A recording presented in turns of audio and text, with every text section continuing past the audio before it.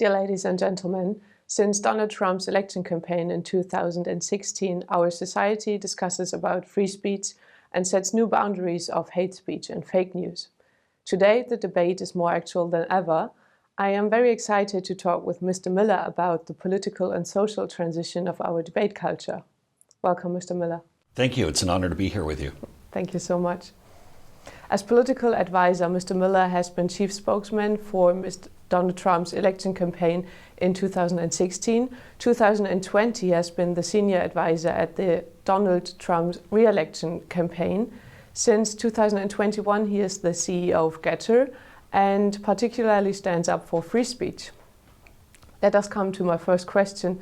Mr. Miller, how can we experience social free speech today? Well, I think the media has tried to force a false binary choice, saying that you can have free speech, but it's reckless if you have free speech, or it can all be controlled and locked down by the government with them choosing who gets free speech and who doesn't if we want to have it safe. What we have shown with Gettr is that you can have free speech, you can have this open political discourse, this exchange of ideas, and have a safe and inviting platform. There's no such thing as a choice. You can do both at the same time. Do you think we have free speech today outside of Gettr? I think that our free speech rights are rapidly disappearing, not just in the United States, but here in Germany, in the United Kingdom, in Brazil, and countries all around the world. I'm very concerned about this new law, the Digital Safety Act that the EU has passed, where they're going to start to dictate who gets free speech and who doesn't. I'm very concerned about the online safety bill being debated in Parliament, and very concerned about the Ministry of Information or the Ministry of Truth that Joe Biden tried to put into effect in the United States. And what we're finding are these left of center progressive governments trying to exercise authoritarian control and shut down our ability to communicate. So if I am understanding you right, we are somehow missing free speech these days. Since when do you think we don't have free speech anymore? Well, in many ways, I think that the COVID-19 pandemic was the beginning of the end for many of our free speech rights. I think that many governments have conditioned people to be used to being censored and blocked and locked down. And now we have it where you have big tech, so Twitter, Facebook, Instagram, YouTube, companies like this who are now picking winners and losers in free speech. If you agree with them, you have all the free speech that you want. If you disagree with them, or if you ever want to exercise democracy or challenge authority, then you don't have free speech. They'll shadow ban you or kick you off. Let us talk about Twitter later. I have some questions about that as well.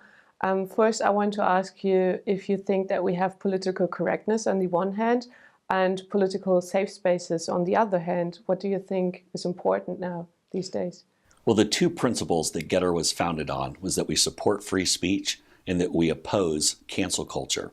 And what the big tech companies have started to do is, would it be shadow ban or change the algorithm, or they make it so some people's voices never get across, or other people get sentenced to what I call digital jail for reasons they don't even understand why.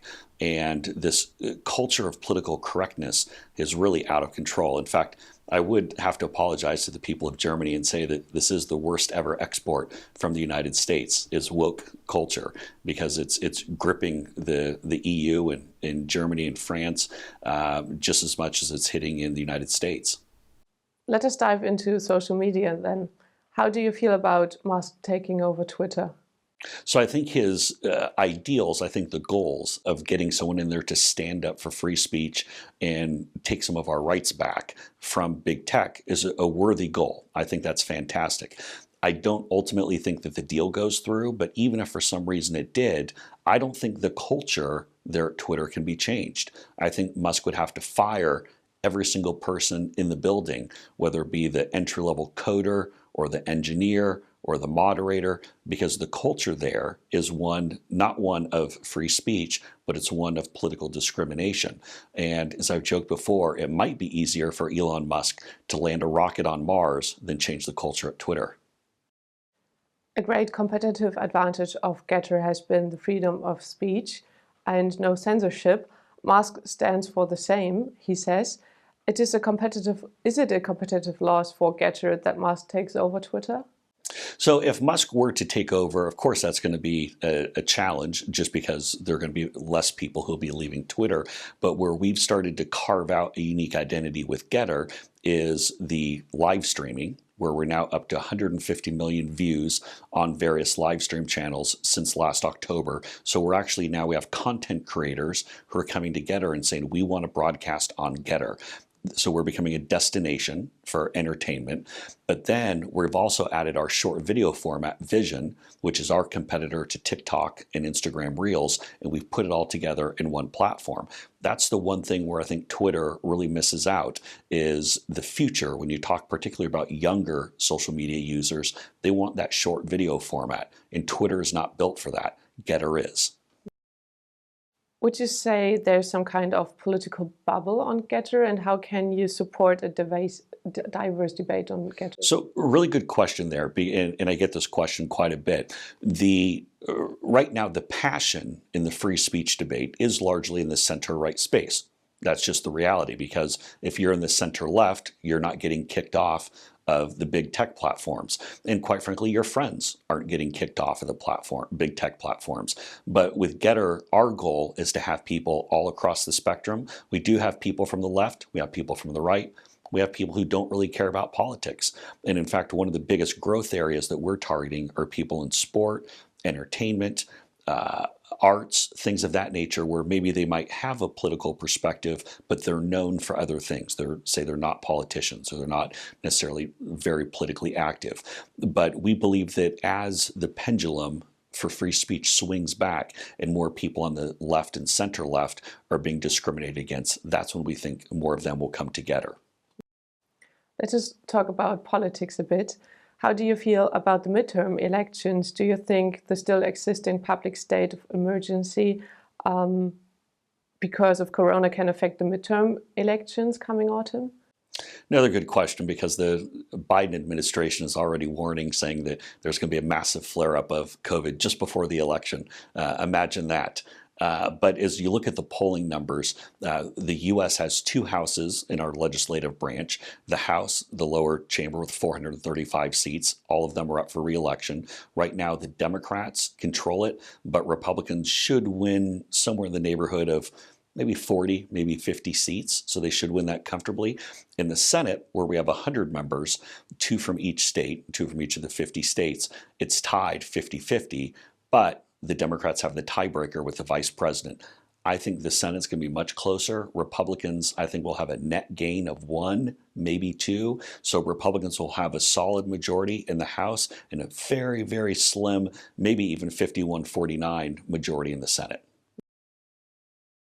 You're quite close to President Trump. Do you think he will run again for president, and how will his chances be? I hope so. I've certainly advised him that I think that he should, and I wish he'd declare already and say that he's doing it, which I think would be to his advantage. Right now, the polling shows that he would pretty handily defeat Joe Biden or Vice President Kamala Harris. So I do think President Trump runs.